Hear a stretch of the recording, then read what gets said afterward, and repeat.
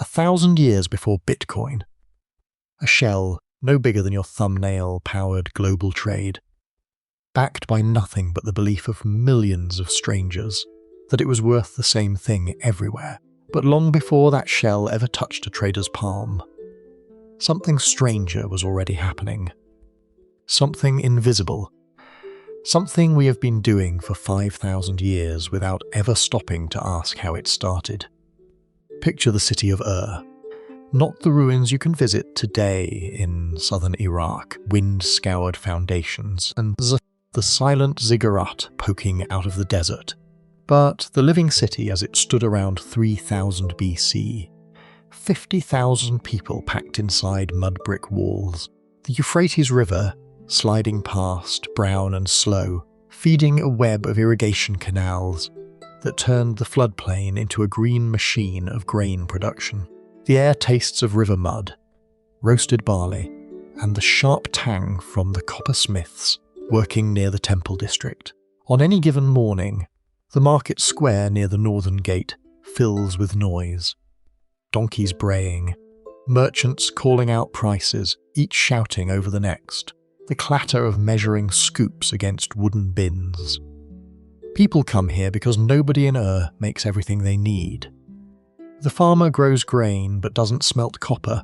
The potter shapes clay but doesn't weave cloth. So they bring what they have, and they look for someone who has what they want. A farmer named Dumuzi arrives at the market with sacks of barley loaded on a donkey. He needs a pot, specifically a large storage jar for fermenting beer, which is basically the daily drink of every household in Mesopotamia. The potter's stall is past the spice traders. Dumuzi points at a jar. The potter nods, names his price, and Dumuzi offers barley in exchange. Simple, except the potter shakes his head. He doesn't need barley right now. His storeroom is packed. What he actually needs is leather. His sandals are falling apart. Though Dumuzi doesn't have leather, he has grain. So Dumuzi walks across the market to find the leather worker. If he can trade grain for leather, then bring the leather back to the potter, everyone gets what they want. But the leather worker doesn't need grain either. What he wants right now is silver. His son is getting married, and silver is what the bride's family expects. Dumuzi doesn't have silver. Now picture the three of them standing there in the market. A farmer with grain, a potter who needs leather, a leather worker who wants silver, each holding something real, something with genuine value, and none of them able to simply swap what they have for what they need. This is the double coincidence of wants. The requirement that two people must each want exactly what the other is offering, at exactly the same time, in exactly the right quantities. And when that coincidence fails, the market freezes. No transaction, no exchange. The farmer walks home with his grain unsold and his beer jar unpurchased. What makes this problem so profound is that every person in that square understands it. Not theoretically, physically. They feel it in their legs after standing for hours. In the weight of goods they carried here and will have to carry back. And across hundreds of mornings, across thousands of traders, a pattern starts to emerge. Not because anyone planned it. Not because the temple priests issued an edict, but because human beings, watching what other human beings accept, begin to adjust their own behaviour. Certain goods move differently. Everyone needs grain because everyone eats. A lot of people need silver because it's scarce. It doesn't rot. You can break it into small pieces, and it shines in a way that signals wealth. If you accept grain or silver, even when you don't personally need it right this moment, you can hold it and trade it later to someone who does. So you start accepting it. And because you accept it, more people accept it. And because more people accept it, it becomes more useful. The cycle feeds itself. This is not barter anymore. This is something else. The shekel of silver, roughly 84 grams. About the weight of 2 sugar cubes. becomes a unit that people can think with. The gur of grain, roughly 300 litres, becomes a standard measure that temple scribes can use to track who owes what. These units did not descend from a king's throne. They grew out of the repeated reciprocal choices of ordinary people standing in market squares, trying to solve the same problem Dumuzi faced.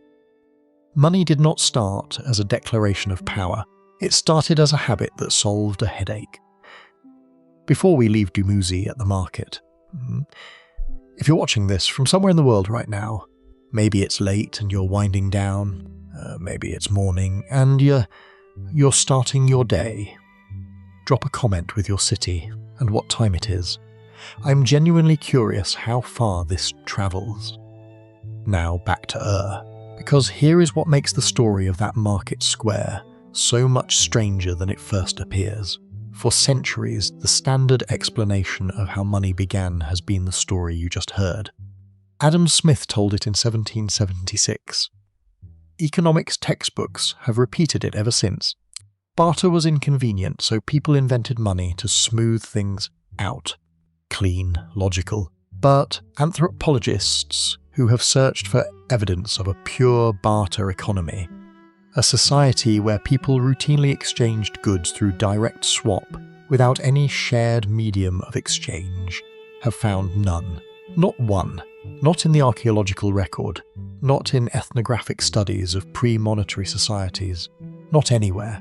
Every human community ever documented either used some form of money already or relied on credit and gift obligations, which is a different beast entirely.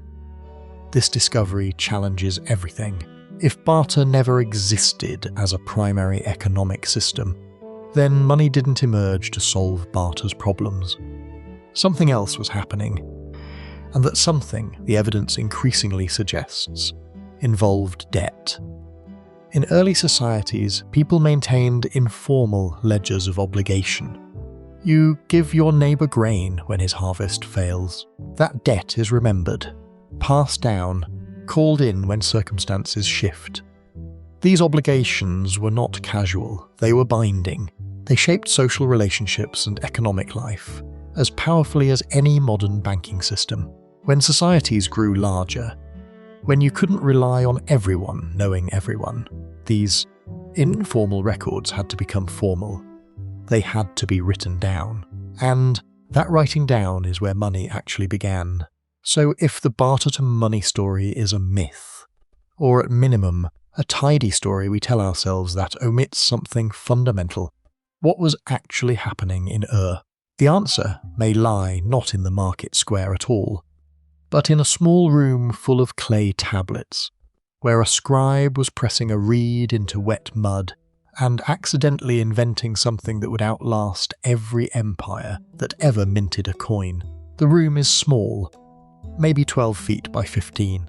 The walls are lined with wooden shelves, and on those shelves sit hundreds of clay tablets, each one about the size of a modern smartphone, though thicker, heavier, the colour of dried river mud.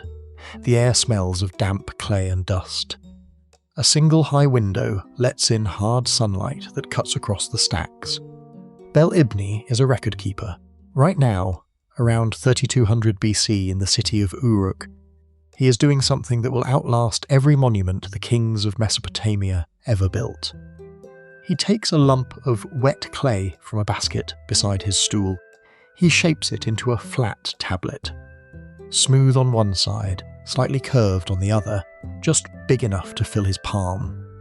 He picks up a reed stylus, cut at an angle, and he begins to press wedge-shaped marks into the clay.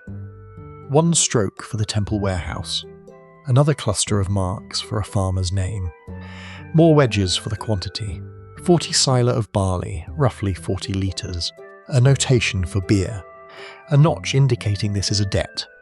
The farmer has taken the goods now and will repay later at harvest time with interest. The stylus presses in, leaves its mark, lifts, presses, marks, lifts. Bel-Ibni has done this thousands of times. His hands move with the automaticity of long practice. He does not think of himself as inventing anything. He is just keeping track of who owes what to the Temple of Inanna, because the temple is the largest landowner in Uruk, the largest employer, the largest creditor. And if you don't keep track, the whole system unravels into dispute and chaos.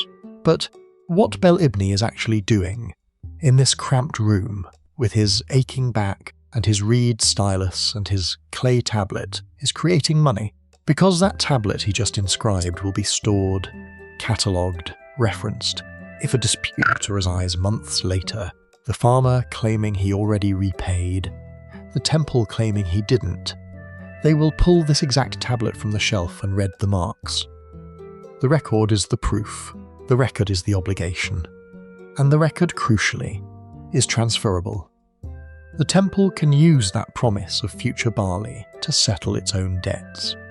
It can issue receipts against stored grain that circulate in the economy. A person holding a temple receipt knows they can redeem it for actual barley, or trade the receipt itself to someone else who trusts the temple. The trust is the money. This is not barter. This is a system of recorded obligations, and the more you look at the evidence, the more it appears that this system, not the market square, not the double coincidence of wants, but the ledger, is where money actually began.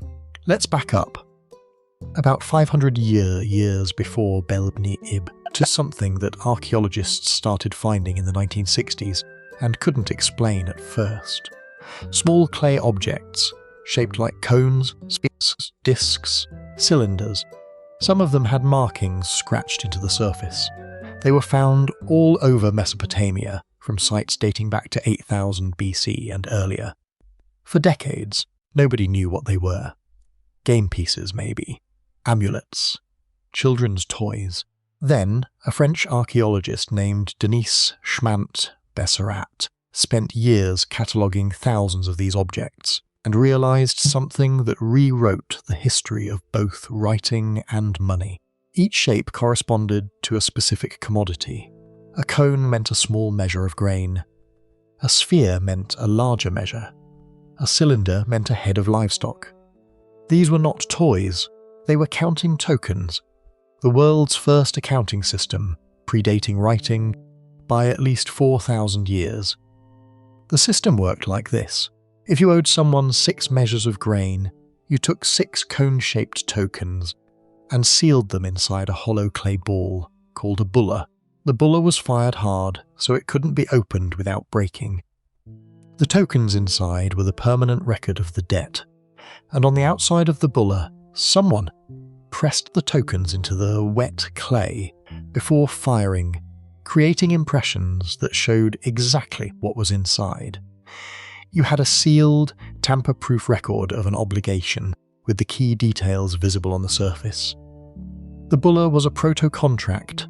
It was a way of fixing a promise in clay, making it permanent, making it something that could be stored and referenced, and, if necessary, used as evidence in a dispute. Somebody at some point had an insight that sounds small, but was enormous. If the marks on the outside already tell you what's inside, why do you need the tokens inside at all? Why not just press the marks into a flat clay tablet and skip the tokens entirely? That is exactly what happened. The tokens evolved into pictographs. The pictographs evolved into the wedge-shaped cuneiform script that Bel-Ibni uses. And the world's first writing system was born, not to record poetry or prayers or the names of kings, that would come later. Writing was invented to track debts. The earliest written documents ever discovered, from Uruk around 3400 BC, are not stories or laws or letters. They are lists, quantities of barley, numbers of sheep, rations of beer, temple accounts, obligations. Money and writing are twins. They were born from the same need, the need to record who owes what to whom, in a society that had grown too large and too complex for everyone to simply remember. The technology evolved from tokens to bully to pictographs to cuneiform, but the core function remained constant. The mark on the clay is a claim. The mark is a record. The mark is money. There's a proverb carved into a tablet from around 2500 BC that reads, simply, "A man's debt is a mountain on his back. Not a small hill, not an inconvenience. A mountain." They knew something fundamental about obligation. They understood that a recorded debt, once pressed into clay, once made permanent and external, becomes a force as real as physics. Words written on a tablet could shape human behaviour as powerfully as walls, or weapons, or threats. This is where David Graeber enters the story. Graeber was an anthropologist who died in 2020, and his 2011 book, Debt. The first 5,000 years made an argument that shook the foundations of economic history. The standard story, Adam Smith's story, says that barter came first, then money emerged to solve barter's problems, then credit and debt developed later as a sophisticated add-on. Graeber flipped it. He argued that credit and debt came first, that before there were coins, before there were markets in the way we understand them, there were systems of mutual obligation. You give your neighbour grain when his harvest fails. That gift is recorded, socially if not in writing, and it creates a debt. The neighbour now owes you, not necessarily grain back, but help when you need it. The favour is remembered. It will be called in someday, and in that reciprocal obligation, not in barter, lay the seed of money. In a small community where everyone knows everyone, this works beautifully. You don't need coins. You don't need silver. You need only reputation and memory. But when societies grow larger, when you're trading with strangers whose faces you might never see again, whose family you'll never meet, whose reputation means nothing to you, personal memory fails. You need a record that everyone trusts. You need a system that converts, "I'll pay you back," into something permanent, something external, something that can survive the moment of the promise. You need Belibni's tablet. You need a ledger. Money, in its deepest origin, is memory. It is the conversion of a fleeting promise. "I'll pay you back," into something durable, something transferable, something that strangers can trust. The coin in your pocket, the balance on your phone screen, the numbers on a bank server. All of them are just the latest versions of Belibni's tablet. The material changes. The function does not. But the core technology of money has never changed in 5,000 years. It is a record of who owes what to whom, the next step. The step that would take money from temple storerooms and market squares and turn it into something that could cross oceans, was already being prepared thousands of miles from Mesopotamia, in the warm shallows of the Indian Ocean, where a diver was holding his breath and reaching for a shell. The diver's lungs are burning. He's been under for nearly 2 minutes, kicking down through warm, sun-dappled water, his shadow sliding over coral and sand 20 feet below the surface of the Indian Ocean. The year is roughly 1200 BC. The place is the Maldives, a chain of tiny coral islands scattered across the sea southwest of India. He reaches the bottom, grabs a rock to hold himself steady, and scans the coral. There, clustered together in a crevice, dozens of small glossy shells, each about the size of a child's thumbnail, oval, smooth. The shell gleams with a porcelain-like sheen that seems to hold light. Cypria Moneta, the money Cowrie. He pries them loose, one by one, and stuffs them into a woven pouch tied at his waist. When his lungs can't take it anymore, he kicks for the surface, bursts through into the air, and floats there breathing hard, his pouch heavy with shells. He doesn't know it, but what he just harvested will change hands in marketplaces 4,000 miles from here. In the bronze foundries of Shang China, in the spice ports of southern Arabia, in the great trading cities of West Africa. It will be used to buy chickens and silk, to pay bride prices and settle blood debts. It will circulate as money for 3,000 years, and it will do all of this without a single king's stamp. without a temple's guarantee, without any authority at all, except the agreement of millions of strangers that this little shell is worth something. The cowrie shell is in many ways the purest money ever made. Not the most convenient, not the most sophisticated, but the clearest demonstration of what money actually is. In China, around 1600 BC, the Shang dynasty is at its height. Bronze workers are casting ritual vessels of staggering complexity. Warriors are riding chariots across the yellow earth, inscribing omens on heated bones, and in the tombs of Shang kings and nobles, archaeologists have found cowrie shells by the thousands, placed alongside the dead as wealth for the afterlife. Some tombs contained so many shells that they must have represented fortunes. A single tomb from the reign of a Shang king held nearly 8,000 cowrie shells, arranged in cloth bundles and ceramic vessels. The shells were valuable enough to accompany the dead into whatever world came next. The Shang Chinese didn't have the Maldives divers' direct access to the source. The shells had to travel across the Bay of Bengal, around the Malay Peninsula, up the coast of Vietnam, through networks of traders who passed them hand to hand over thousands of miles. The journey was long, arduous, and dangerous. Pirates operated along the sea routes. The monsoons made passage difficult for half the year.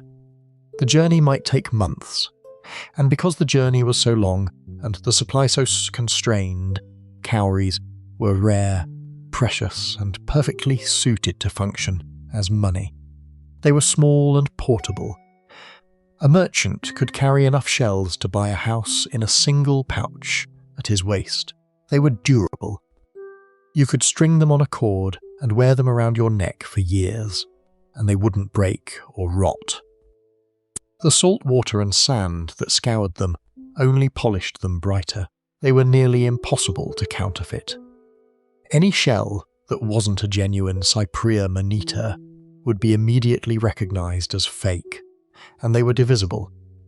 10 shells could buy one thing, 100 shells another.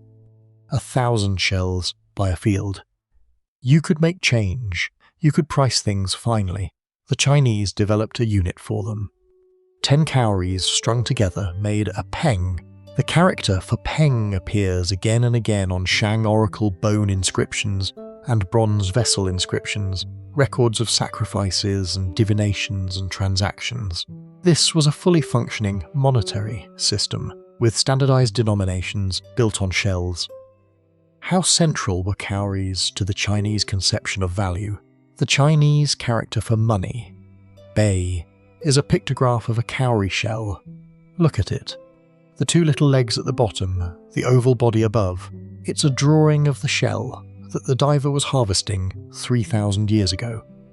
From that single character, dozens of other characters related to wealth, trade, and value are formed. The character for valuable, for buying, for commerce, for profit, for interest. All of them contain the cowrie radical. The Chinese language itself remembers what the first money was. The economic vocabulary of the world's oldest continuous civilization is written in the shape of a shell from the Maldives. Now shift your gaze west, to a completely different world, the pastoral lands of Eurasia and Africa around the same period. Here, the dominant form of wealth wasn't a shell. It was an animal, cattle. A cow is a walking larder. It produces milk, meat, leather, and more cattle. In societies where survival depended on livestock, where people were constantly moving, where the primary form of wealth had to be something that could walk itself from pasture to pasture, the cow became the natural unit of account. It became the measure of value, the standard against which other things were priced. This was so deeply embedded in human consciousness that it left permanent marks on the languages that would later dominate the globe. The Latin word for money is pecunia. It comes from pecus, meaning cattle. The English word capital traces back through French to the Latin caput, head, as in head of cattle. The word chattel, meaning a possession or a slave, comes from the same root. In Sanskrit, the word aha, rupa, which gives us the modern Indian rupee, the currency of the world's most populous country, originally meant silver, but before that it meant ornamented cattle. The logic of livestock as wealth is so ancient that it's baked into the words we use for money every single day without thinking about them. You are speaking in the vocabulary of herding, of cattle counts, of pastoral wealth. Every time you talk about finance, cattle as money had obvious problems. You can't divide a cow easily. You can't carry it in your pocket. It needs food and water and space. It can get sick and die. It can be stolen. A man with 1,000 cattle needs pastures, herders, fortifications. The inventory cost is enormous. But in a world without coins or banks, livestock was one of the few forms of wealth that could grow itself over time. When Homer's Iliad describes the value of a bronze tripod made by the god Hephaestus, it says the tripod is worth 12 oxen. This is not whimsical. In the Mediterranean world Homer was describing, oxen were the standard unit of worth. The tripod was valuable precisely because it cost as much as a substantial herd. But cattle were local. They couldn't travel across oceans. They couldn't cross deserts. Cowries could. And over the next 3,000 years, the cowrie shell would become the most widespread form of money in human history. Far more universal, far more durable than any government currency has ever been. From the Maldives, they moved east into China and Southeast Asia. They moved west into India, where they were used alongside metal coins for everyday small transactions. A farmer in Bengal might use silver to buy land from another farmer, but he'd use cowries to buy vegetables at the market. They moved into the Arabian Peninsula, across the Red Sea, and into East Africa. Arab traders operating along the East African coast around the 10th century AD. Uerber recorded that cowries were the standard currency for everyday transactions. They moved across the Sahara, with the great trade caravans that crossed from North Africa into the interior. By the medieval period, cowries were flowing in massive quantities into West Africa. In the kingdom of Dahomey, in what is now Benin, taxes were assessed in cowries. Cowries filled the state treasury. The wealth of the kingdom was literally measured in shells. In the markets of Timbuktu, a major trading city on the Niger River, a chicken cost a handful of shells, a goat cost more, a slave cost tens of thousands. A Chinese merchant in the 8th century AD, recording his daily trade in a ledger, wrote, "A cowrie is the price of a chicken. 1,000 cowries buy a coat of silk, 10,000 buy a field." The value wasn't constant. It varied by distance from the source, by local supply and demand, by the volume of trade in a particular region. But the fundamental agreement held. A cowrie shell in the hands of a farmer in Mali meant something because the same shell meant something to the merchant in the next town, and the merchant's supplier, and the supplier's agent on the coast, and the ship captain who had sailed it across an ocean. None of them had ever seen the Maldives. None of them had signed a treaty. None of them had sworn an oath. But they all accepted the shell. They all agreed it had value. And that agreement was enough. Here's what makes cowrie shells so unsettling to the standard story of money. The standard story says money needs a sovereign, the king's stamp on the coin, the temple's seal on the receipt, the government's promise behind the paper. Without authority, without a central guarantor, money is supposed to be impossible. The system should collapse.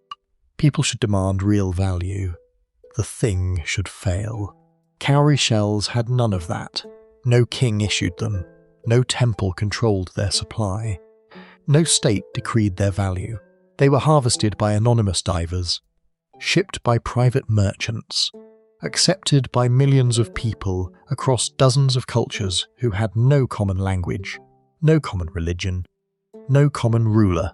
The supply was limited by nature. Only so many cowries could be gathered from the shallow reefs of the Maldives in any given year. But it wasn't controlled by any central power. The value rested on a distributed, spontaneous, completely decentralized consensus. A person accepted a cowrie because they had seen other people accept cowries, and they were confident that still other people would accept them in turn. That's it. That's the entire foundation. Pure belief, pure agreement, pure distributed trust. 3,000 years. That's how long the cowrie system lasted. It was still functioning in parts of West Africa, particularly in Dahomey and among the Yoruba peoples into the early 20th century. Even as European colonial powers were imposing their own currency systems, some interior markets continued to use cowries. The last pockets of a monetary network that had connected the diver in the Maldives to the Shang nobleman, to the West African farmer, to the Arab merchant, across the entire breadth of the old world, without a single government building, without a single central bank, without a single written law. The system was fully autonomous. It ran itself. It persisted for more time than any government-backed currency has so far existed. And if that can happen, if a global monetary system can emerge and endure for millennia on nothing but shared human belief, then what we're about to see, when kings and states and empires enter the story and put their stamp on value, is not the invention of money. It's the politicization of something that was already there. It's the state's attempt to take control of an existing technology and bend it to its purposes. The smith sets the lump of electrum into the die. He's done this 100 times now, but the moment still holds a particular tension. The metal is pale gold, a natural alloy washed down from the mountains of western Anatolia, where the Pactolus River carries flecks of gold and silver, mixed together by geology, not human design. He positions the punch, a rod of bronze with a lion's head carved into its face, and brings the hammer down. The strike is quick, the metal flattens and spreads, and when he lifts the punch, there it is. A small oval disc, about the size of a modern thumbprint, with the roaring face of a lion pressed into one side. The other side shows 2 square punch marks where the metal squeezed into the die. The whole thing weighs a little under 5 grams. It is, by the standards of the time, remarkably consistent. The lion's face is clear.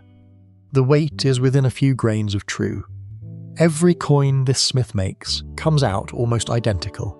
This is happening around 6 yen BC in the Kingdom of Lydia, in what is now Western Turkey. The king is Aliates, and he has ordered that the royal symbol be stamped onto pieces of electrum. The coin is called a stater, and fractional denominations, the 3rd stater, the 6th stater, are small enough to buy bread or wine, or a day's labour. That matters. A monetary system that only works for large transactions isn't a system, it's a curiosity. These Lydian coins work for everyday life. A labourer can be paid in fractional coins. A baker can price his bread in coins small enough to make change. The system encompasses the entire economy, from the palace to the street market. What makes the stamp revolutionary isn't the metal. Electrum had been used as money for centuries before Aliates.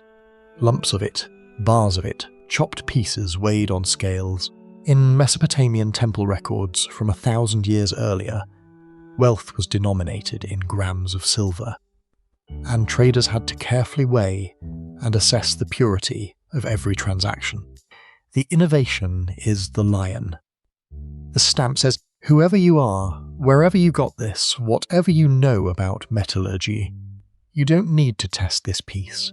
You don't need to weigh it. You don't need to bite it or acid test it or consult a scale.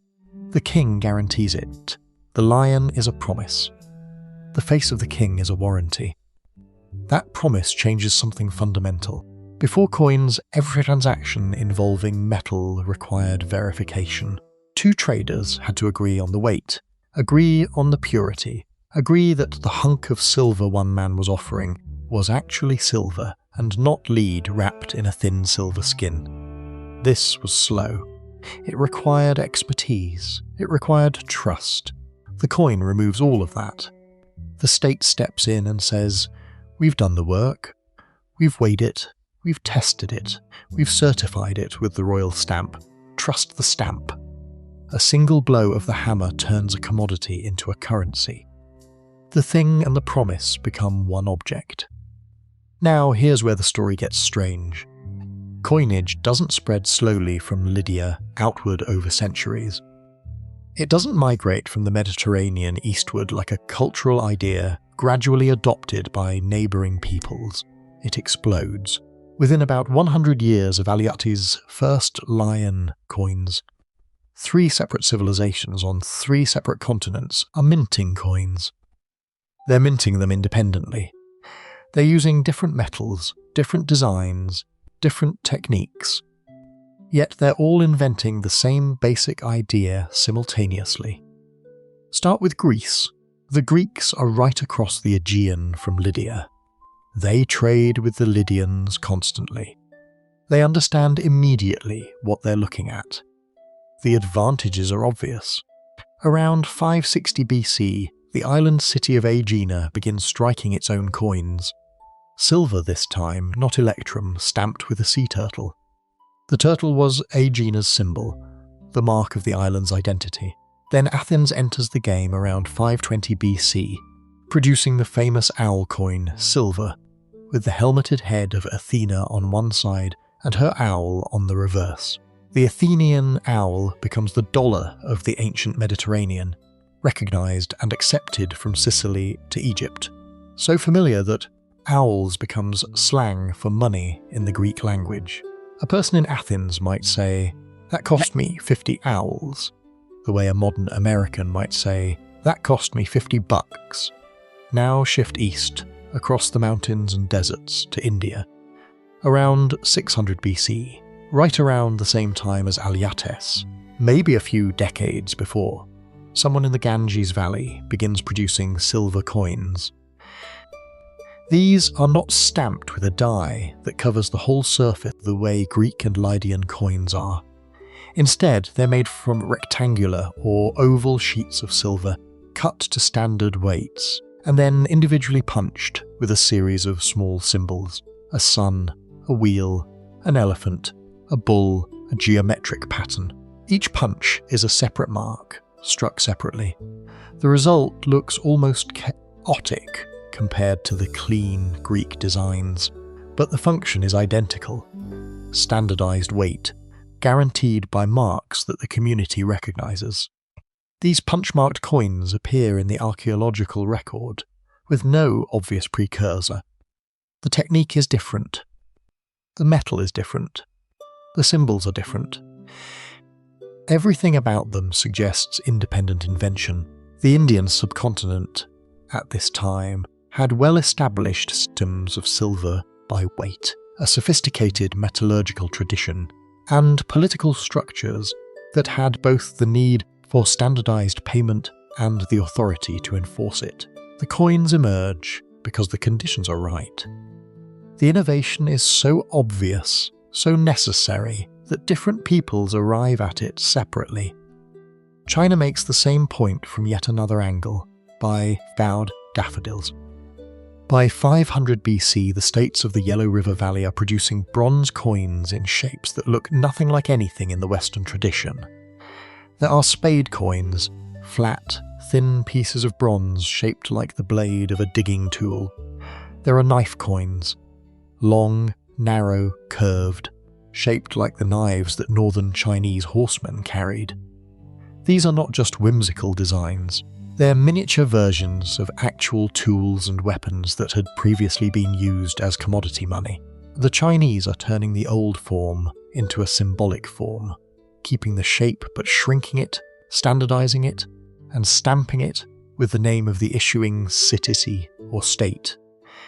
A merchant in the state of Chu would recognize a blade coin issued by the state of Zhao. The design was different, but the principle was identical. The state backs it. The weight is standard.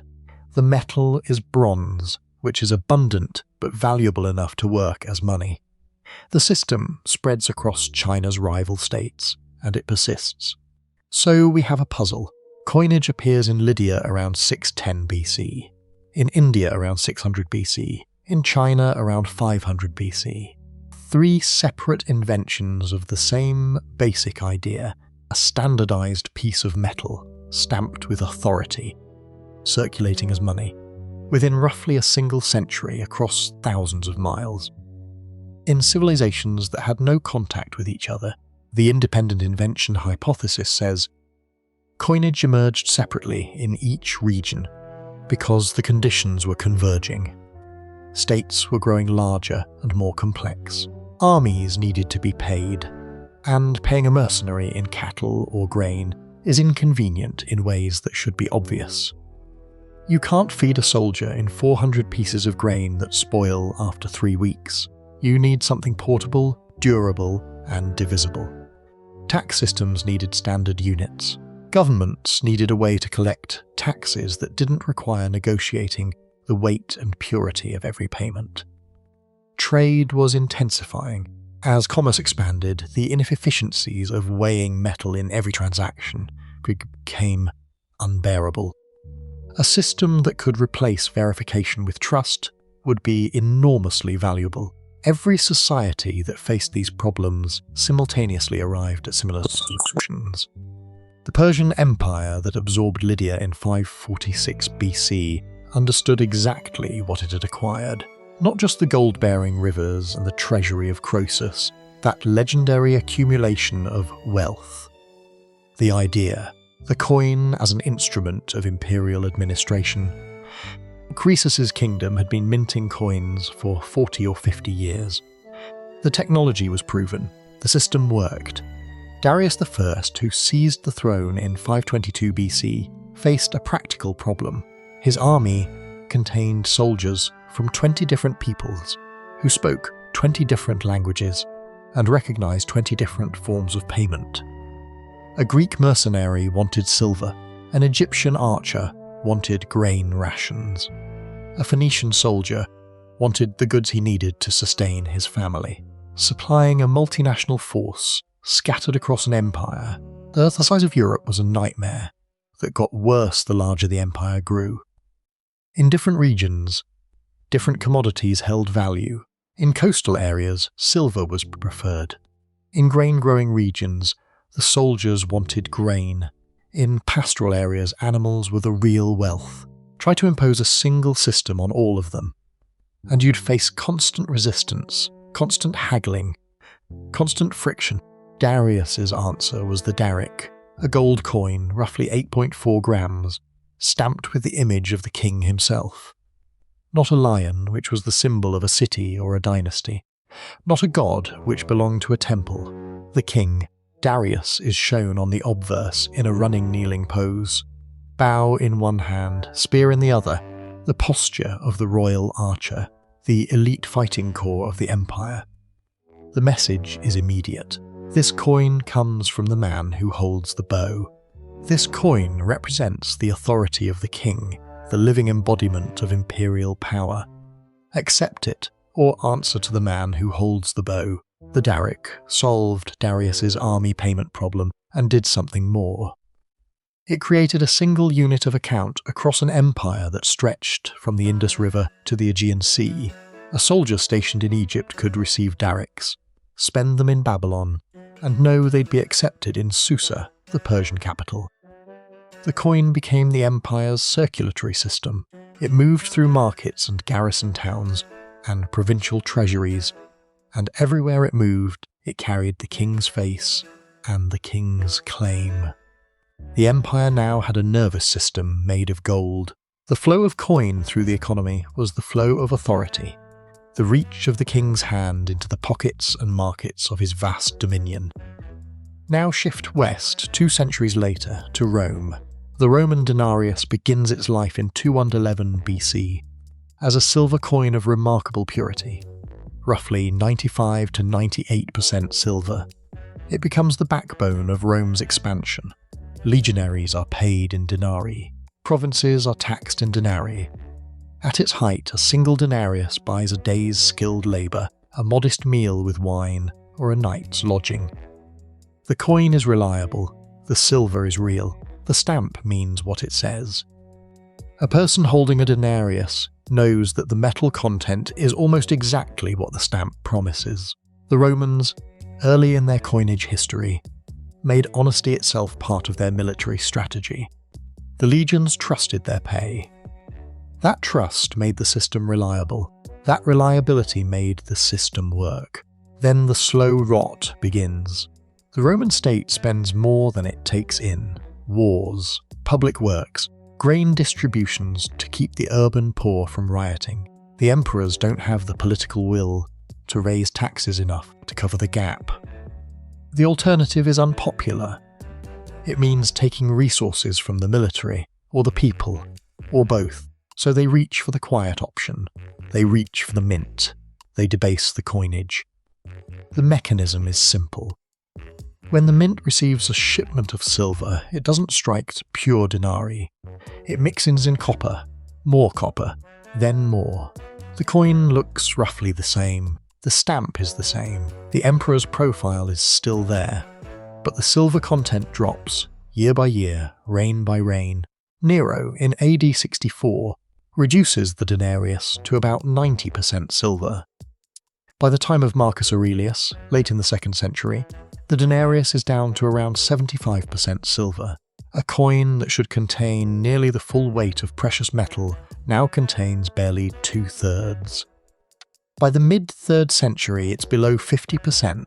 The crisis of the 3rd century, 50 years of civil war, invasion, plague, and economic collapse, accelerates the process dramatically. Gallienus, ruling from 253 to 268, pushes the silver content to around 5%. 5%. The denarius is no longer a silver coin. It is a copper coin with a silver wash that rubs off after a few weeks in someone's purse.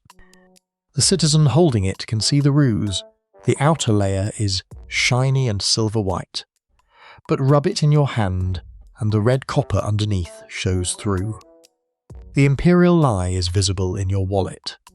The Roman state knows exactly what it's doing. It's running a hidden tax. It's taking the real silver out of the coin and replacing it with cheaper metal, then circulating the adulterated coins at face value. The difference between what the coin is worth as silver and what the coin is worth as currency is profit to the state.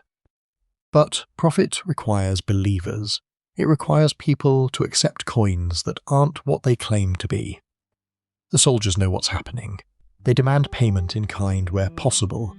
Grain, oil, land, anything with real value. They demand more coins to compensate for the debasement, which creates a spiral. The state prints more debased coin. The coin buys less. The soldiers demand more. The state debases further. Prices rise. The people holding coins see the value drain away. Some stop using coins at all and revert to barter. Others demand to be paid in the least debased coins available, which means only the newest coins circulate while the older, more degraded coins get hoarded or melted down. Gresham's law, the principle that bad money drives out good, plays out in the Roman Empire.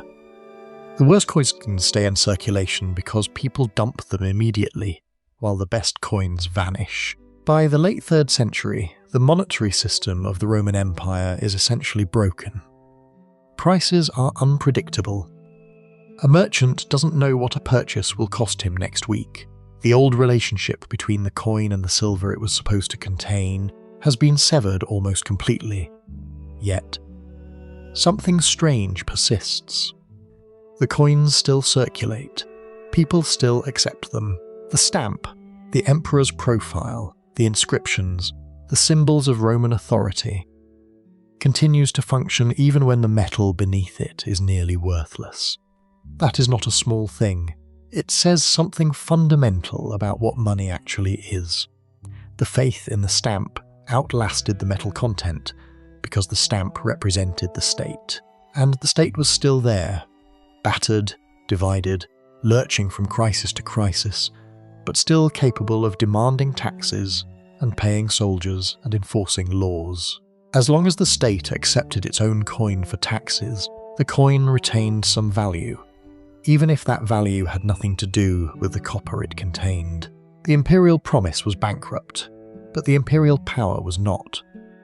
The coin was worth something because disobeying the emperor was dangerous. Diocletian, who stabilized the empire after the 3rd century chaos, tried to fix the problem by force. In AD 301, he issued the Edict on Maximum Prices, a vast list of goods and services, each assigned a maximum price in denarii. The penalty for charging more was death. Bread, wine, meat, labour, every commodity and service that society needed, all of it fixed by imperial decree. The preamble thunders. It is our pleasure that the prices of all things offered for sale be held in check. Unbridled greed must be curbed. The edict failed immediately, completely, catastrophically. Merchants hid their goods. Bakers sold under the table. Farmers stopped bringing grain to markets where they couldn't recoup their costs. Black markets flourished in every city, every town, every military camp. Within a few years it was simply ignored. The prices carved on stone monuments stayed fixed. The prices in the markets did what prices do when states try to command them. They found their own level. Merchants developed secret signs. They charged official prices to customers they suspected would report them, and real prices to regular clients. The edict could not reach the darkness between houses. It could not see the conversations whispered in back rooms. It could not touch the network of trust and reputation that ruled actual transactions. A baker in Alexandria in 302, call him Ptolemaios, faces a choice. The edict says a loaf of bread costs 1 denarius, but the grain he buys to make the bread costs him more than what the edict allows him to charge. The transport costs money.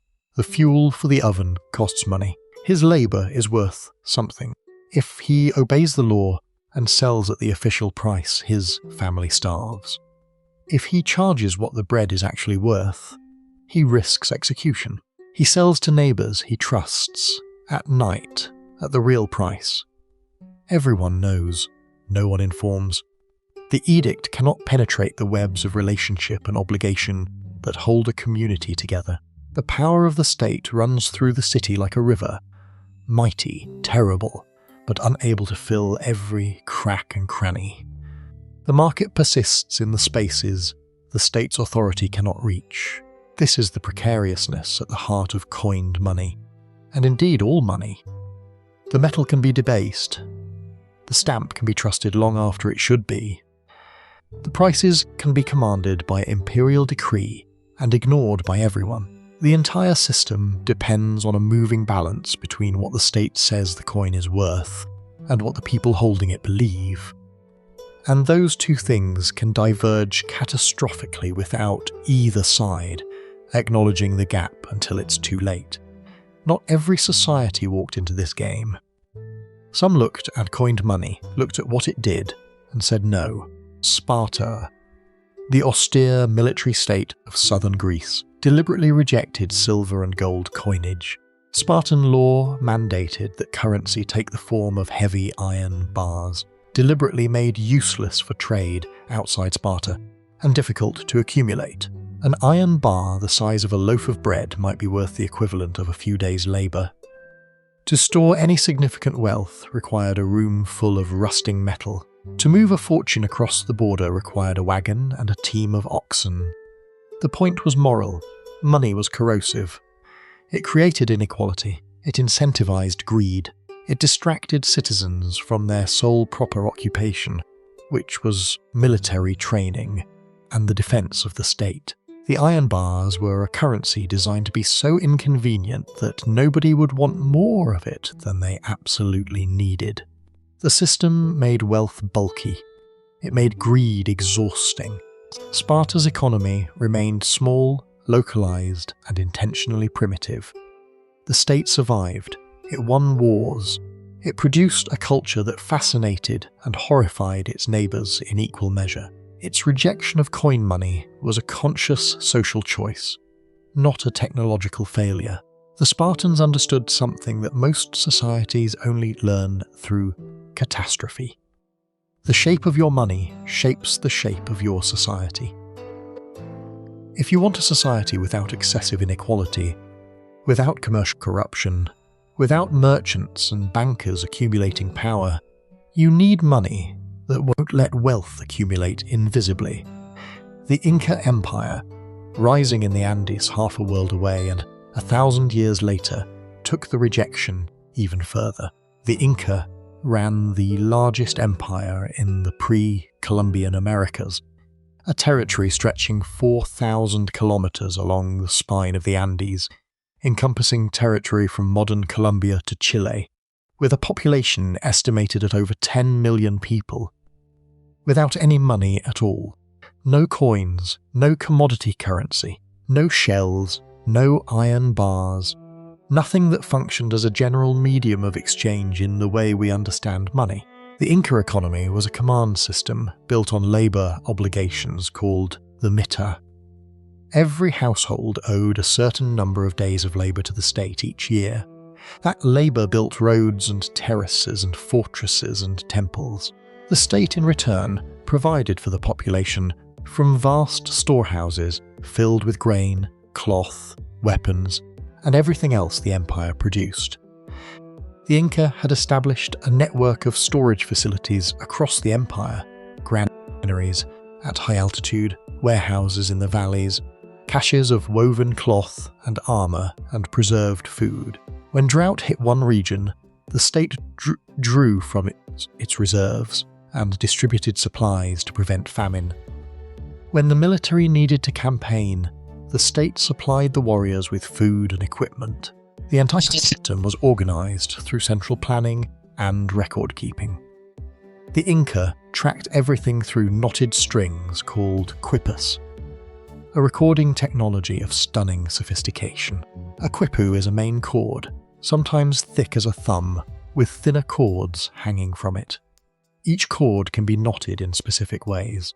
The type of knot, the position on the cord, the colour of the string, all of it encodes information. Census data, military records, tribute assessments, the number of llamas in a region, the amount of grain stored in a warehouse. One quipu discovered by archaeologists contained data on over 20,000 distinct items. The Inca had created an accounting system so refined that they could track the resources of a continental empire, coordinate vast public works, and distribute goods to a population of millions.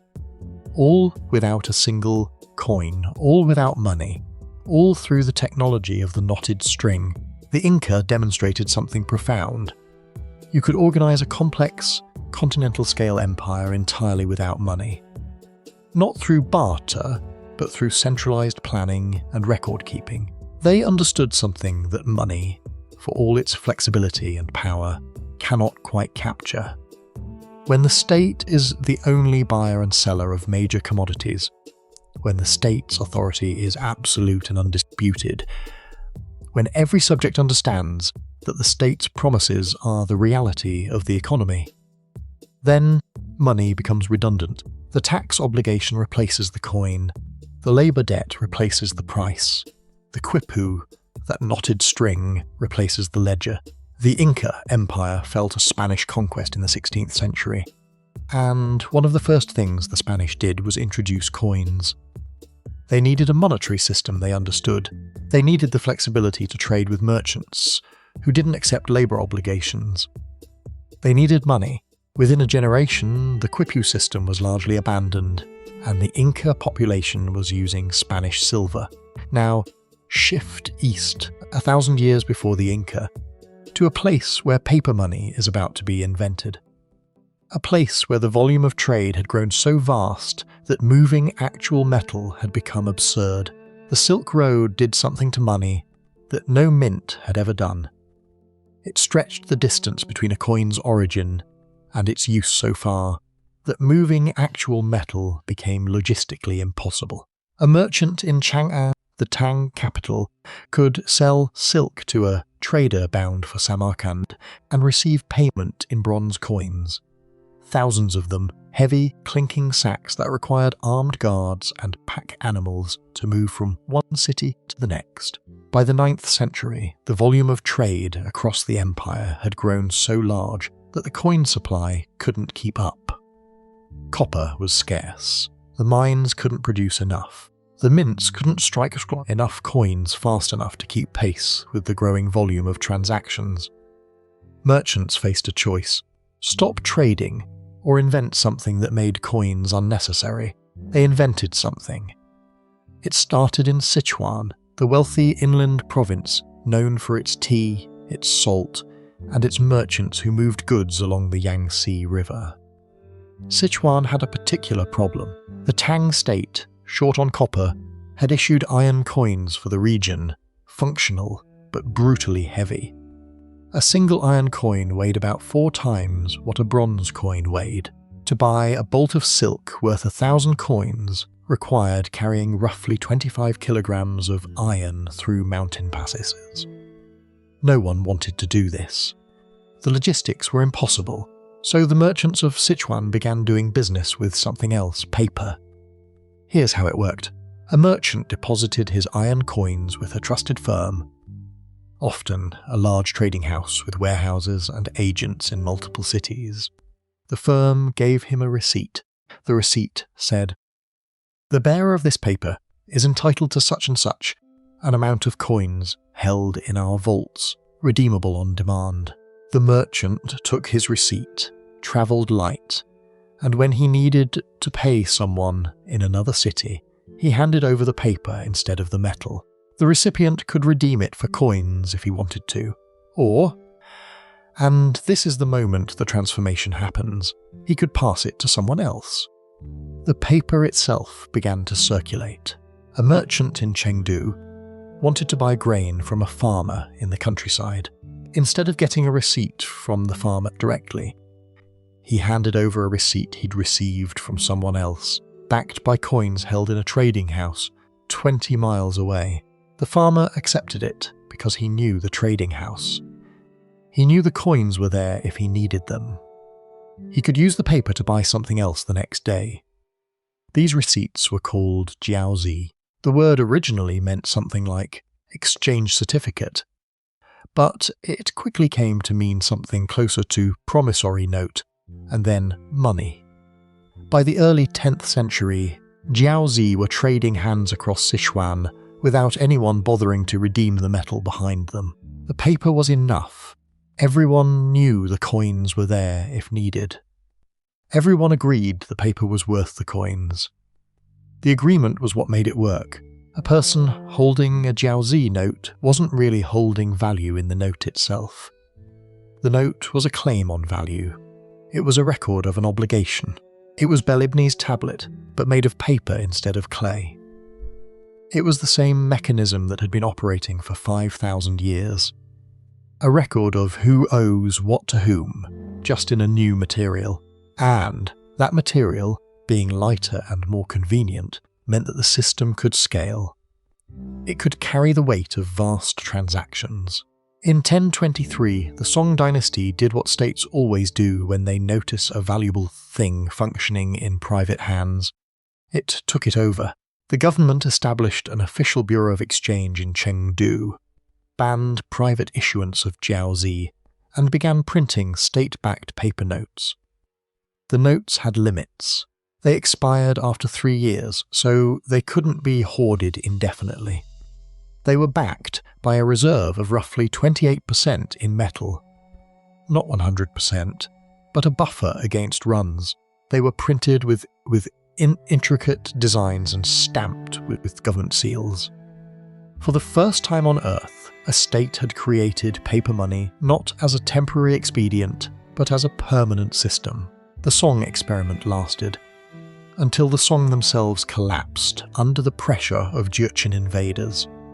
And then the Mongols arrived and took the idea much further. Kublai Khan, grandson of Genghis, conquered China in 1271. He looked at the paper money system the Song had built. He looked at the vast territory he now controlled, stretching from the Pacific coast to the borders of Europe, from the northern deserts to the tropical south. He looked at the logistics of moving enough metal coin to supply markets across that empire. He understood that metal money would fail. The distances were too great, the populations too large, the volume of trade too immense. He decided to abolish metal money entirely. Kublai Khan issued paper notes, chow, made from the inner bark of the mulberry tree, pulped and pressed into sheets, then cut into rectangles and printed with red and black ink. The imperial seal was stamped on every note. The designs were complex and beautiful. The punishment for counterfeiting was death. Notes that had been carefully preserved show intricate designs, multiple colours of ink, watermarks, and text in Chinese and Mongolian. But the real enforcement was taxation. Kublai's government declared that all taxes throughout the empire must be paid in these paper notes. Every merchant, every farmer, every provincial official. If they owed the state anything, they had to settle it in chow. The state created an enormous empire-wide demand for its own paper by insisting on its own paper as the only acceptable form of tax payment. The notes didn't need to be redeemable in silver or gold, because they were redeemable in something far more certain: freedom from the state's punishment. Pay your taxes in paper, or lose your land, your livestock, your life. Marco Polo arrived at Kublai's court in the 1270s and saw something that did not exist in Venice, his home. He encountered a monetary system so divorced from physical commodity that he could barely describe it in terms his family would understand. He described it with a mixture of awe and barely concealed disbelief. Here was an emperor who had discovered the secret of alchemy. He took mulberry bark, processed it, stamped it with his seal, and by this process alone, created objects that could buy anything. With these pieces of paper, Polo recorded, they can buy anything and pay for anything. And all these pieces of paper are issued with as much authority as if they were of pure gold or silver. Polo was right about what he saw, but he was wrong about what it was. It wasn't alchemy. It was the oldest mechanism of value applied to a new material. The emperor said, the paper was money. The emperor demanded the paper back in taxes, and everyone who lived under the emperor's power therefore needed the paper. The state's word replaced the metal's weight. The record replaced the commodity. Power replaced intrinsic value. For nearly a century, the largest empire on earth ran its economy on mulberry bark because the empire said so. The notes in a trader's hand in Balik were worth what they bought, because the trader knew the state would accept them for taxes tomorrow, and because the trader's counterparty knew the same thing. The paper itself was worthless. You couldn't eat it. You couldn't build with it. You couldn't forge tools from it. The system of obligations, records, and state power that stood behind it was everything. This is where the Chinese paper money experiments split the history of money in two. Before this, you could still believe that money was a commodity that happened to be convenient for exchange. Shiny metal with a king's picture on it, intrinsically valuable, stamped only to verify what was already there. After this, the belief becomes harder to hold. Paper money with no intrinsic value at all had functioned as money across an empire larger than Europe. And it had functioned because the state kept a ledger of its own obligations and forced its subjects into the same accounting. The coin was never the real money.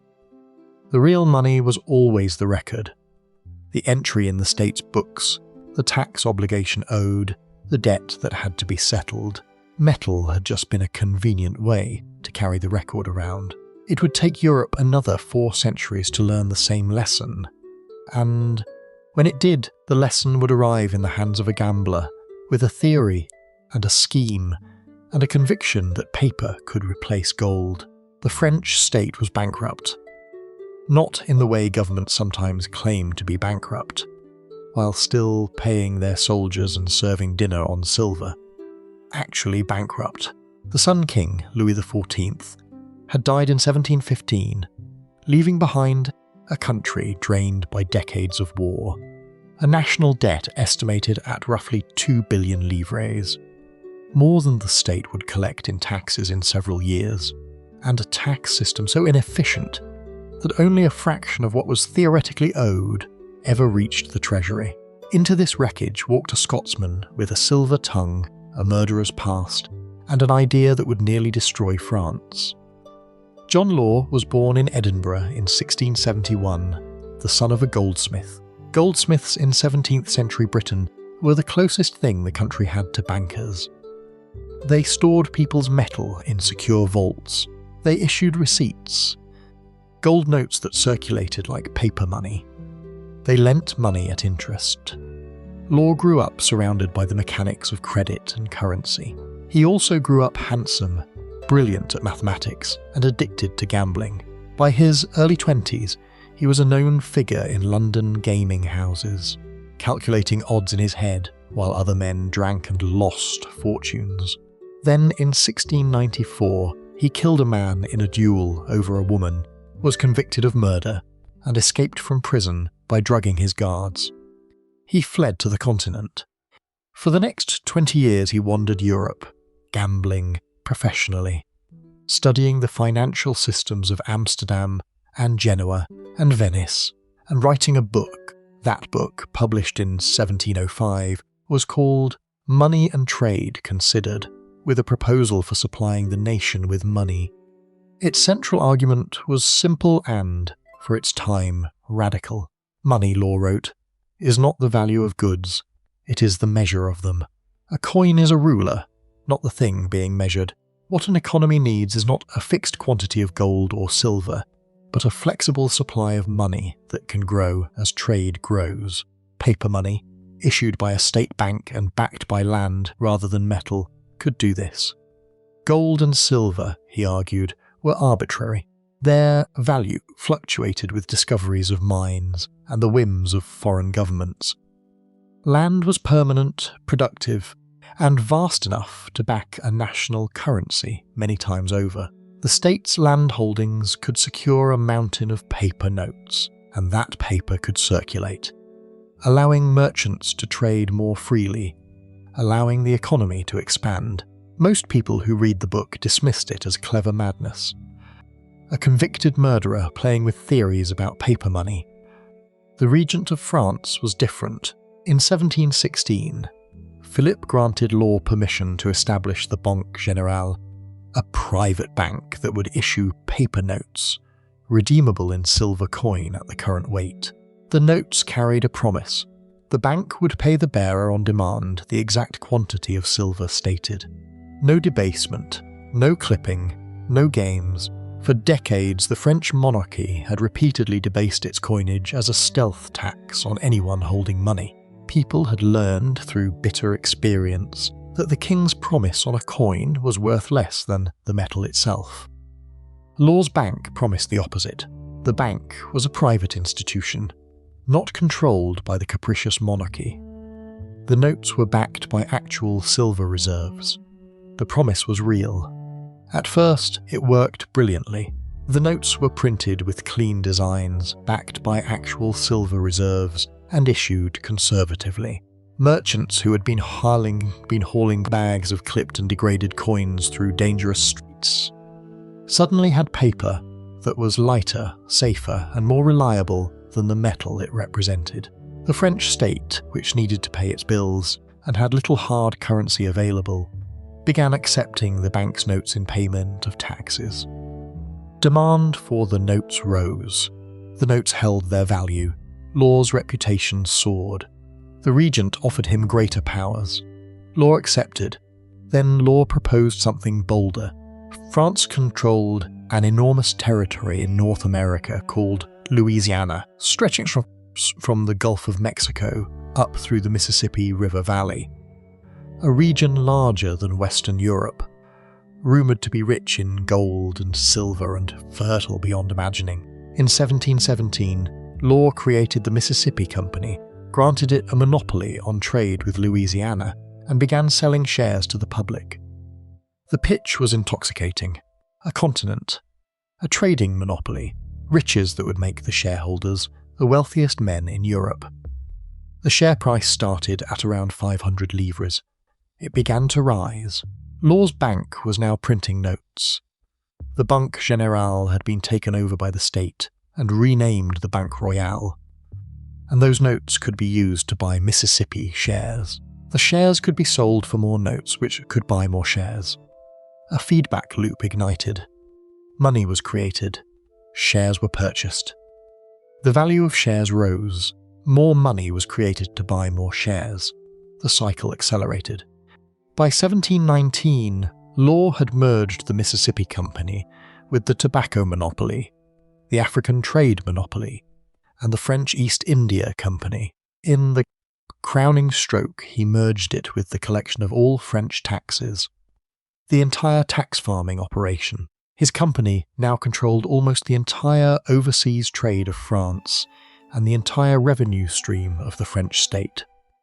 The share price rose to 1,000 livres, then to 5,000. By the end of 1719, a single Mississippi share traded at roughly 20,000 livres.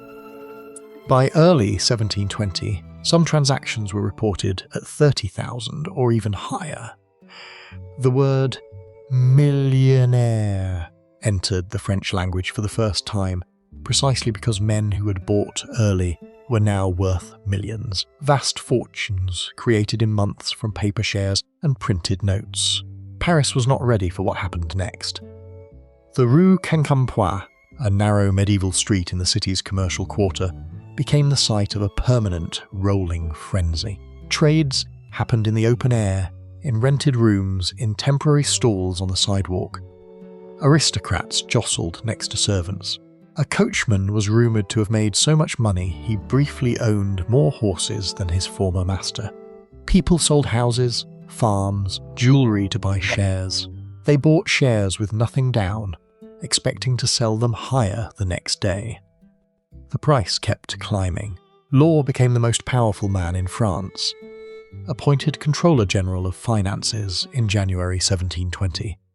With a stroke of his pen, he could create money, issue shares, and direct the entire economy of Europe's most populous country. The street did not sleep. Men shouted themselves hoarse. Fortunes were made between breakfast and dinner. One young speculator made so much so fast that he bought an entire Paris mansion, furnished it completely, and gave a lavish banquet in it. All within the same week he had been sleeping in a garret in the Latin Quarter. A hunchback made a living renting his hump as a writing desk for traders who needed to sign contracts quickly while standing in the street. The density of bodies, the noise, the heat, the crush of people. Paris had never seen anything like it. People travelled from across Europe to get in on the scheme. The street became famous. Tourists came to watch the frenzy. Now, what held this together was a single, fragile agreement. The paper notes printed by Law's bank were valuable because people believed the Mississippi shares were valuable. The Mississippi shares were valuable because people believed Louisiana was a treasure house and that Law's company would deliver infinite profits. Neither belief was true. Louisiana was a malarial swamp with a handful of struggling settlements and hostile indigenous peoples. The company's revenues came almost entirely from the taxes it had been granted. That is, from money the government gave it, not from trade. But as long as everyone believed, the system held. In early 1720, a few large investors began to quietly sell their shares and demand payment in silver coin. These were men who understood finance, who smelled the rot before anyone else. They wanted to cash out before the collapse. The demand for metal started to outstrip the available supply. The Banque Royale, which was supposed to have enough silver to back its notes, found itself under pressure. Law, trying to hold the system together, did what every paper money innovator from China to the present day has done when the walls start cracking. He printed more. The Banque Royale issued notes in ever larger denominations to buy shares and keep the price up. More paper chased the same shares. The notes began to lose value. People who had received notes as payment found they couldn't buy what they could buy a month earlier. Inflation, which had been creeping along, broke into a sprint. By mid-1720, a share of Mississippi stock that had touched 20,000 livres was sliding fast. The regent and Law tried to slow the decline by decreeing that paper notes would gradually be reduced in value. That is, the notes you held today wouldn't be worth as much next month, and then reversed the decree when the public panicked. They imposed limits on how much metal coin any person could hold. They tried to forbid the possession of foreign currency. Nothing worked. The restrictions only accelerated the collapse. People who had been holding paper in faith now rushed to convert it to something real. In July, a crowd gathered outside the Banque Royale, demanding to exchange paper for silver. The crowd turned into a mob. 15 people were crushed to death in the stampede. The paper fortune of France was dying in the street, and the bodies were real. Law's house was attacked by an angry mob. He needed armed guards to move through the city. In December 1720, with the scheme collapsing completely, he slipped out of Paris disguised, travelling under a false name. He made his way to Brussels, then to Venice, where he spent his vital years gambling at low stakes. A man who had once directed the fortunes of nations, now betting small change in foreign casinos with merchants and minor aristocrats. He died in 1729, broke and largely forgotten, in a rented room with a single servant. France learned something from the wreckage. For a full century, the French refused to touch paper money again. The Mississippi scheme had taught French society down to its bones. That paper money was a beautiful story that ended in horror.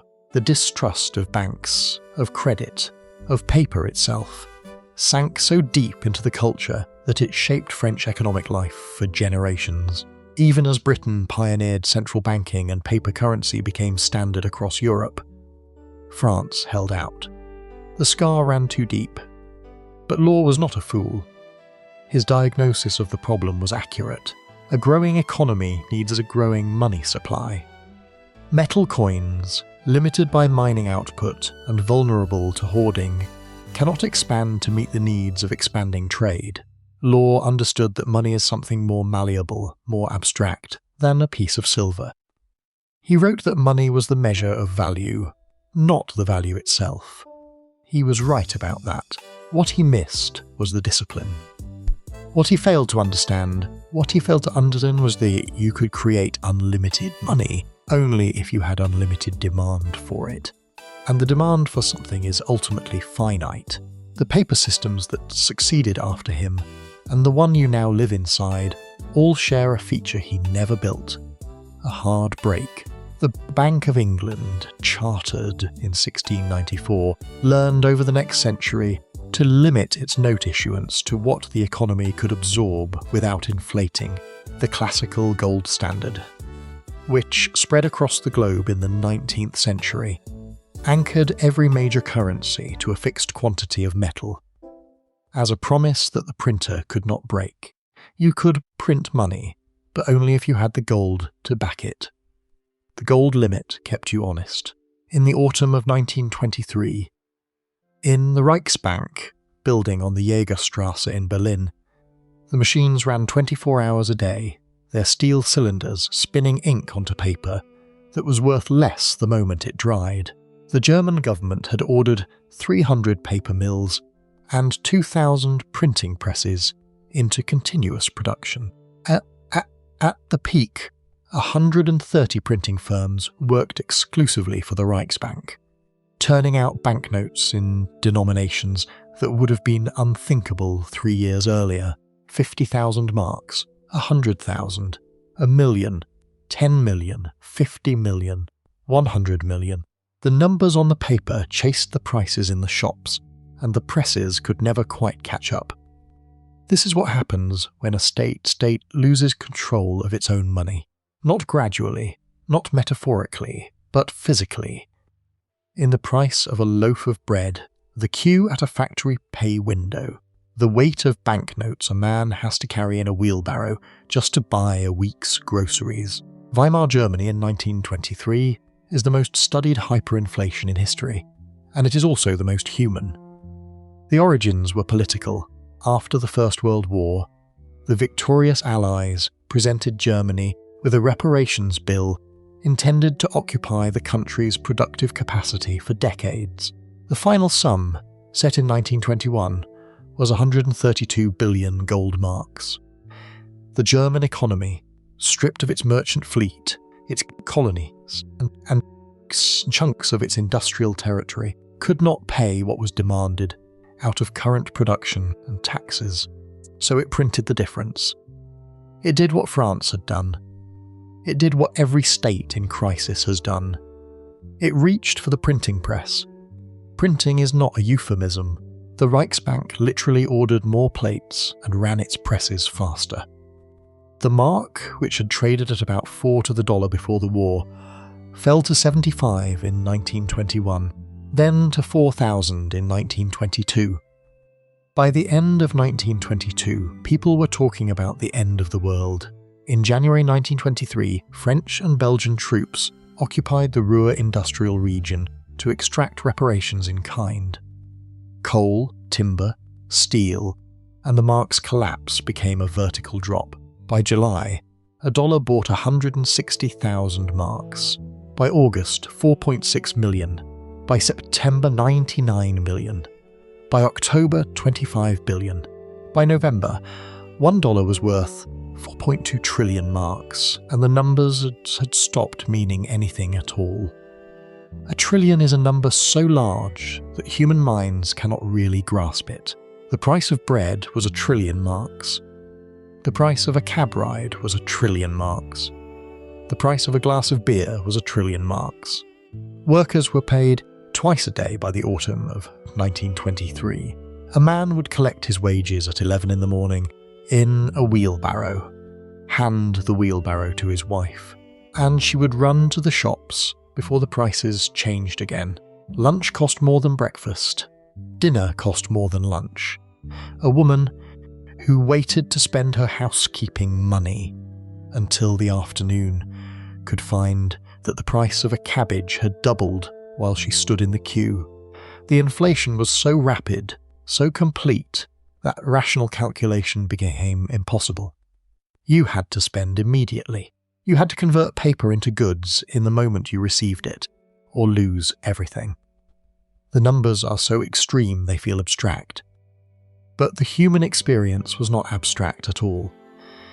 People who had spent their lives saving marks, who had bought war bonds out of patriotic duty and faith in the state, who had planned their retirements around the steady accumulation of currency, watched everything they had saved become literally worthless. A lifetime of thrift evaporated into a handful of confetti, into bundles of notes that could not buy a loaf of bread. Pensioners starved. The middle class was wiped out. Teachers and civil servants who had saved carefully lost everything. Farmers, industrialists, and anyone who held physical assets survived and sometimes prospered. The gap between those who owned things and those who owned paper became an abyss. And the political consequences of that abyss would echo through the rest of the century. In the streets, money stopped working as money. Nobody wanted marks because nobody trusted that the marks they received today would buy anything tomorrow. People reverted to what they knew, to what their ancestors had known for thousands of years before stamped coins existed. Barter returned. A dentist's wife wrote to a newspaper offering to exchange a piano for a winter coat. A lawyer traded his legal services for a sack of potatoes. Factories paid their workers in coal, or in products they could trade for food. The economy did not stop. It rewound back past the gold standard, past coinage, past the money the state had issued, all the way to the direct exchange of goods that money had been invented to transcend. Foreign currency rushed into the vacuum. American dollars, British pounds, Swiss francs, any money issued by a government that had not destroyed its credibility, became the real medium of exchange. Shops priced goods in dollars and accepted marks only at the minute's exchange rate, updated hourly. The sovereign mark had died, and the economy had reached out for anything that still functioned as a store of value. The people of Weimar had learned through catastrophe that money is not a thing. It is an agreement, and agreements can shatter. From this wreckage, from this lesson written in Hyperinflation, emerged the Bretton Woods system. In 1944, as the Second World War raged toward its end, the Allies agreed on a new framework for global trade. The United States dollar would be anchored to gold at $35 per ounce. Other currencies would be pegged to the dollar. The whole system would rest on the credibility of the United States government. A credibility that seemed absolute in 1944. America had emerged from the Depression and the war stronger than ever. It had the gold. It had the armies. It had the will to enforce a rules-based system. For 27 years it worked. The dollar became the world's reserve currency. American companies could trade globally. American money was as good as gold and more flexible. The system held because everyone agreed it held, and because the United States was willing to spend the political capital to maintain the agreement. Then, in August 1971, President Richard Nixon told the world on televisions that the United States would no longer redeem dollars for gold. The link was severed. The backup was gone. From that moment forward, the dollar was pure fiat, backed by nothing but the authority of the American state, the size of its economy, and the agreement of the global community that they would keep using it. The Bretton Woods system had tied the world's money to metal. The post-Bretton Woods system tied it to nothing but power and belief. The world held its breath. Would the system collapse? Would people refuse to use dollars? Would trade grind to a halt? Instead, something remarkable happened. The system persisted. It adapted. The dollar remained the global reserve currency. Trade continued. The institutions that had relied on Bretton Woods simply adjusted. The underlying technology was still the same. A ledger, a record of who owes what. But now the record was purely digital. There was no metal, no paper, no physical thing backing it up. Just agreement.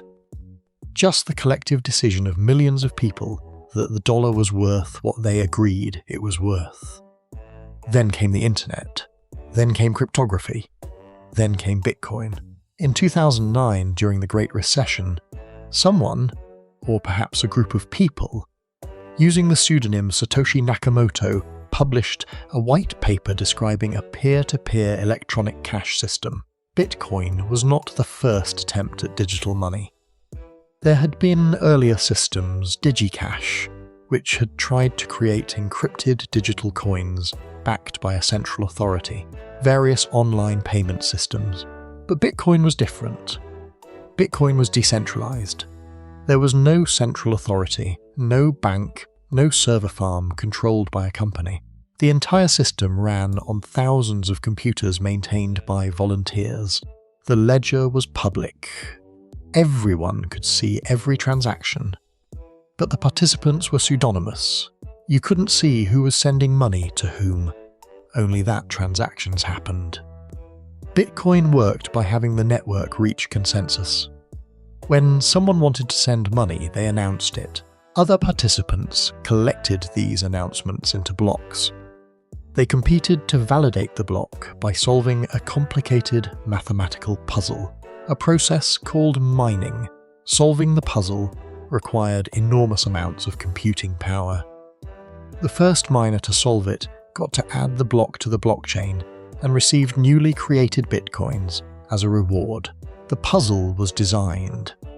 so that blocks would be validated roughly every 10 minutes, and the rewards would gradually decrease until eventually all 21 million bitcoins that would ever exist had been mined. What was remarkable about Bitcoin was that it accomplished something that had never been done before. It created a system of trust without a central authority. For thousands of years, money had required a state. Someone to stamp the coin, someone to guarantee its value, someone with the power to enforce the rules. Bitcoin removed that requirement. The rules were enforced by mathematics. The ledger was maintained by consensus. The system couldn't be cheated because cheating required controlling 51% of the computing power, which was economically infeasible. It was brilliant, and to a lot of people, completely impossible. Yet people started using it. They created exchanges where Bitcoin could be traded for dollars. They mined it. They hoarded it. Some merchants began accepting it as payment. The value, which started at close to zero, began to climb.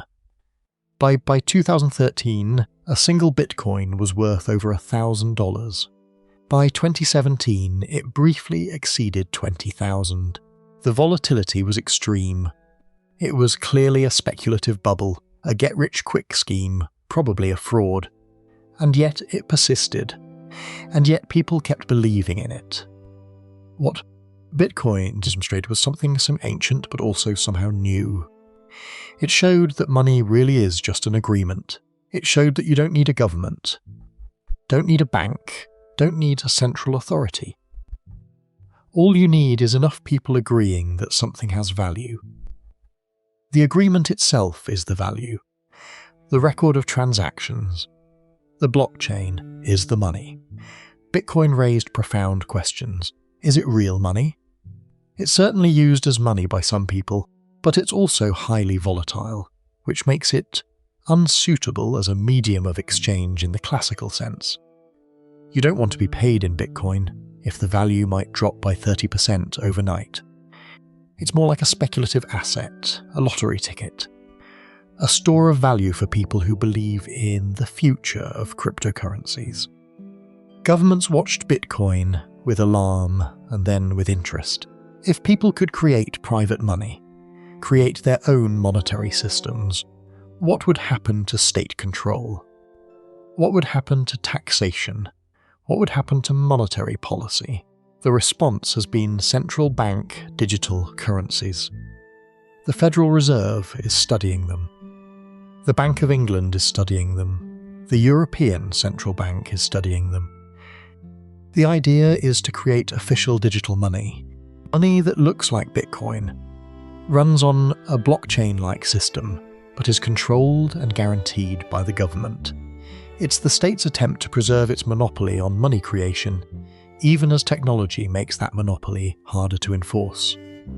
Money, it turns out, is still what it always was. A record, a promise, an agreement among people that something has value. The form changes, the technology evolves. Give way to coins. Coins give way to paper. Paper gives way to digital entries in a bank computer. Digital entries give way to blockchain networks. But underneath, the mechanism is identical. Someone keeps the ledger. Someone records who owes what to whom. The form of the ledger determines the shape of society. Which is why the history of money is not really about money at all. It's about power. It's about who gets to decide what has value. It's about the agreements that hold societies together. And those agreements, fragile, powerful, and wholly invented, remain the most remarkable social technology we have ever built. Money is not a thing. It is a story we tell one another again and again, every time we decide to accept a piece of paper, a digital token, or a shell in exchange for something we value. That story can make civilizations or destroy them. That story is currently reshaping the world,